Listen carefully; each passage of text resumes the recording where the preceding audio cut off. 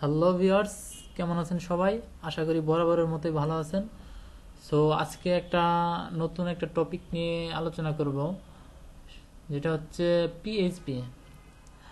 PHP কি, কিভাবে কাজ করে, আহ, এটা কিভাবে আমরা শুরু করতে পারি, সব কিছুই বলা হবে এই ভিডিওতে। সো এখন পর্যন্ত যারা চ্যানেলটি সাবস্ক্রাইব করেন নাই, সাবস্ক্রাইব করে ফেলেন, আর আপনাদের সেই সব বন্ধুর সাথে শেয়ার করেন যারা প্রোগ্রামিংয়ে সিরিয়াস। সো চলে যায় আমাদের মূল টপিকে। পিএইচপি হচ্ছে সার্ভার স্ক্রিপ্টিং ল্যাঙ্গুয়েজ, যেটা মূলত ব্যবহার করা হয় আমাদের ওয়েবসাইটের সাথে ডাটাবেজের কানেকশন করার জন্য। আমরা ইতিমধ্যে এইচটিএমএল অ্যান্ড সিএসএস দিয়ে যে ওয়েবসাইটগুলো ক্রিয়েট করেছি, সেগুলো হচ্ছে একটা স্ট্যাটিক ওয়েবসাইট হচ্ছে আমরা যে ওয়েবসাইটগুলো সকল ভিজিটরের কাছে একরকম দেখতে, যেমন যেই ওয়েবসাইটে প্রবেশ করুক না কেন একই কন্টেন্ট দেখতে পারবে। আর আমরা পিএইচপি দিয়ে যে একটা ডায়নামিক ওয়েবসাইট তৈরি করতে পারবো, যেমন ফেসবুক একটা ডায়নামিক ওয়েবসাইট। এখানে এক এক ইউজারের কাছে এক এক ধরনের কন্টেন্ট দেখা যায়,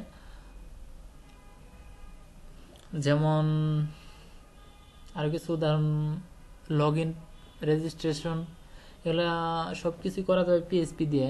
কিন্তু আমরা যেগুলা জাভাস্ক্রিপ্ট দিয়েও করতে পারবো, জাভাস্ক্রিপ্টের ফ্রেমওয়ার্ক আছে, সেগুলা দিয়ে আমরা করতে পারবো। আরও অন্যান্য ওয়ে আছে। সো আমি পিএইচপি দেখাচ্ছি। সো পিএইচপি করতে গেলে কি কি লাগবে? পিএইচপি শুরু করতে গেলে আপনার এইচটিএমএল সিএসএস জানা লাগবে, আর একটা সফটওয়্যার ইনস্টল করা লাগবে। সফটওয়্যারটা হচ্ছে আমি দেখাচ্ছি।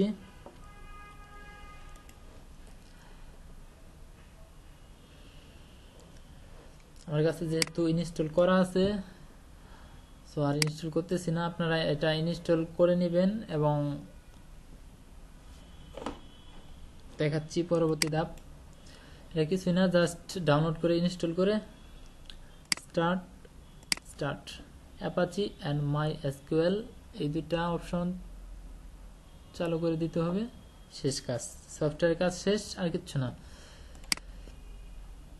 এখন আমাদের যেটা করতে হবে, সফটওয়্যারটা যেখানে ইনস্টল করছি, এই জ্যাম সফটওয়্যারটা, এটার ভিতরে আমাদের htdocs এই ফাইলটার ভিতরে ঢুকতে হবে। তো এখানে আমি কয়েকটা প্রজেক্ট করছি ইতিমধ্যে। এটার ভিতরে একটা নিউ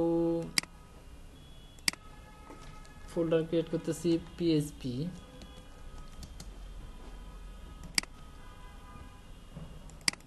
এটার ভিতরে যা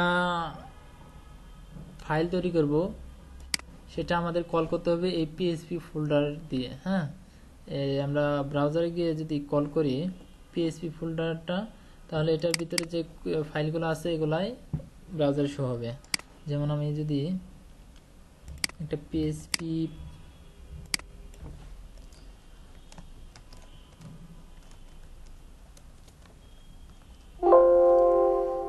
আরেকটা মজার ব্যাপার হচ্ছে,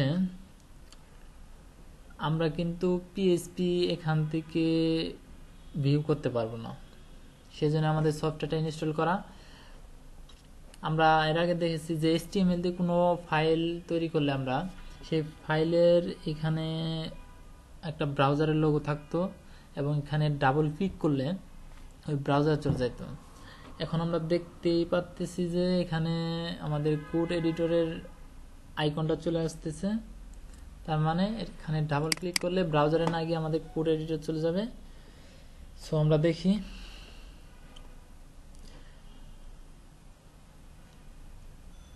হ্যাঁ চলে আসছে।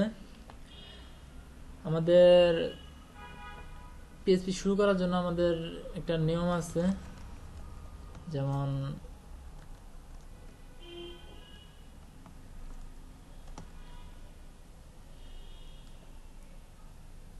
এটুকু আমাদের লিখতে হবে, HTML যেমন অনেক কিছু লিখতে হয়, HTML হেড অনেক কিছু, তো সেই ক্ষেত্রে PHP তে অনেক কম লিখতে হয়।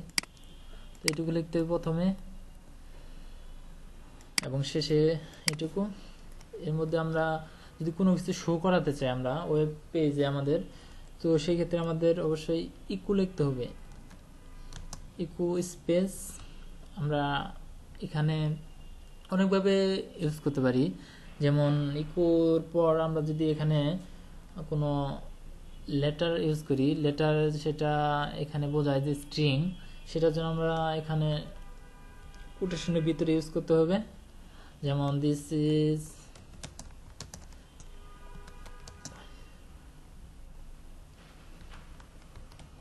First PHP project. অবশ্যই লাস্টে একটা সেমিকোলন দিতে হবে। কি লিখলাম? PHP শুরু করলাম, PHP শেষ করলাম, এবং কোনো একটা লেখাকে আমরা ডিসপ্লে করানোর জন্য ইকো লিখলাম, ইকোর পর কোটেশন দিয়ে এর ভিতরে লেখাটা লিখলাম, দেন সেমিকোলন। ওকে, তো এটা আমরা দেখব কিভাবে। এখান থেকে যেহেতু হচ্ছে না, তো আমাদের অবশ্যই ব্রাউজারে চলে যেতে হবে। ব্রাউজারে গিয়ে আমাদের লিখতে হবে লোকাল হোস্ট স্ল্যাশ, আমরা কোন ফোল্ডারের ভিতরে এটা ফাইলটা নিয়েছি এটা না, অবশ্যই আমরা PHP ফোল্ডারের ভিতরে ফাইলগুলা তৈরি করতেছি, অবশ্যই আমাদের এই PHP ফোল্ডারকে কল করতে হবে। হ্যাঁ, লোকাল হোস্ট স্ল্যাশ PHP। এখানে যে আমরা এন্টার দিই, দেখতে পাচ্ছেন যে আমাদের লেখাটা চলে আসছে। হ্যাঁ, সো এইভাবে আমরা লিখতে পারি PHP। যেমন এখানে যদি আবার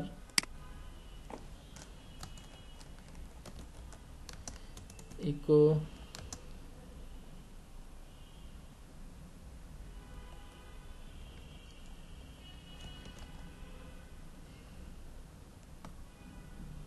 আমরা লেখাটাকে ভুল করতে চাইলে আমরা কিভাবে করব, এখানে আমাদের ইকো লিখ, তারপর আমাদের ট্যাগটা দিয়ে দিলে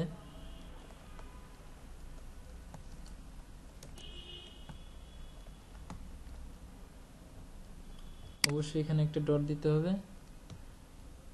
তারপর আমরা কি করতে চাচ্ছি, আমাদের টেক্সটটা দিব,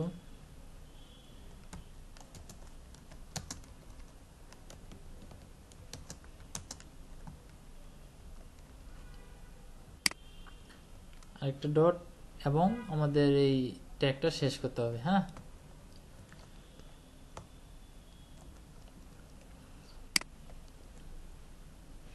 সরি,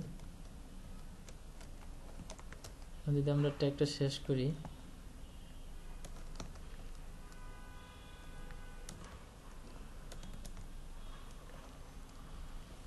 লাস্টে একটা সেমিকোলন হবে। হ্যাঁ, এবার যদি আমরা ব্রাউজার রিফ্রেশ করি, দেখতেই পাচ্ছেন এখানে চলে আসছে। এটা লাগতেছে না। আমরা পরবর্তী ভিডিওতে ডিটেলসে দেখব। আর যারা এই জ্যাম সফটওয়্যারটা ডাউনলোড করতে পারবেন না বা ইনস্টলের প্রসেসটা জানা নাই, তো ভিডিও ডেসক্রিপশনে আমি লিঙ্ক দিয়ে দিব, দেখে একটু ডাউনলোড করে ইনস্টল করে নেবেন। তো আজকে আপাতত এখানেই, আল্লাহ হাফেজ।